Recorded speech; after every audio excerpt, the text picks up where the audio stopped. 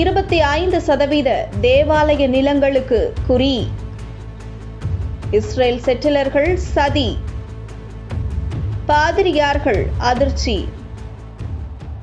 ஜெருசலத்தில் உள்ள தேவாலய நிலங்களை இஸ்ரேலிய செட்டிலர்கள் ஆக்கிரமிக்க முயல்வதாக கிறிஸ்தவ தலைவர்கள் புகார் எழுப்பியுள்ளனர்.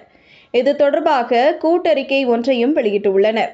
ஆக்கிரமிப்பு கிழக்கு ஜெருசலத்தில் உள்ள அர்மேனியன் தேவாலயத்திற்கு சொந்தமான நிலங்களை ஆக்கிரமிக்க முயற்சி செய்வதாக புகார் எழுந்துள்ளது. இது தொடர்பாக கிறிஸ்தவ பாதிரியார்கள் மத தலைவர்கள் வெளியிட்டுள்ள கூட்டறிக்கையில் கூறியுள்ளதாவது: புனித நிலத்தில் இருந்து கிறிஸ்தவர்களை வெளியேற்றும் நோக்கில் ஒரு செட்டிலர்கள் வன்முறையை பிரயோகித்து எங்களை நிலங்களில் இருந்து வெளியேற்ற பார்க்கின்றனர். ஜோர்தான் மற்றும் பாலஸ்தீன் அர்மேனிய திருச்சபை தலைமையால் வெளியேற்றப்பட்ட ஒரு பாதிரியாருடன் ஒப்பந்தம் செய்துள்ளதாக கூறி பழைய செல்லாத ஒப்பந்தத்தை காட்டி தேவாலய நிலங்களை ஆக்கிரமிக்க முயற்சிகள் மேற்கொள்ளப்பட்டுள்ளது.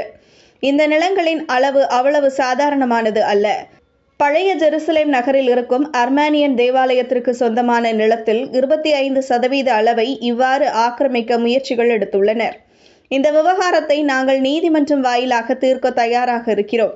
ஆனால் எங்கள் மீது வன்முறையை ஏவி இந்த நிலத்தை பறிக்காத வகையில் இஸ்ரேல் அரசு நடவடிக்கை எடுக்க வேண்டும் என அந்த அறிக்கையில் ஜோர்தான், பாலஸ்தீன் அர்மேனிய கிறிஸ்தவ திருச்சபையின் தலைவர்கள், பாதிரியார்கள் வேண்டுகோள் விடுத்துள்ளனர். செட்டிலர்ஸ் எனப்படுபவர்கள் இஸ்ரேலில் இருந்து வெளியேறி பாலஸ்தீனியர்களின் நிலத்தில் சட்டவிரோதமாக குடியேற்றங்களை அமைத்து தங்கியிருப்பவர்கள். இவர்களுக்கு இஸ்ரேல் அரசு ஆயுதம் வழங்கியுள்ளது.